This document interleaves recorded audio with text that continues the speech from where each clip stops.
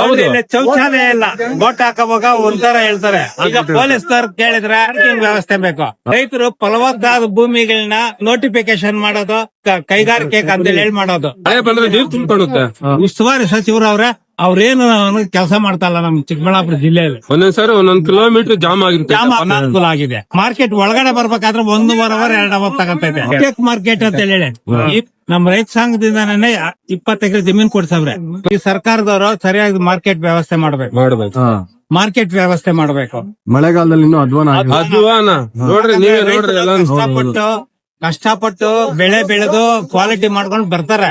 ಆದ್ರೆ ದಾರಿ ಮಾರ್ಕೆಟ್ ಒಂದೊಂದ್ಸಾರಿ ಬ್ಲಾಕ್ ಆಯ್ತಂದ್ರೆ 1 ಅವರ್ ಆಗ್ತೈತೆ.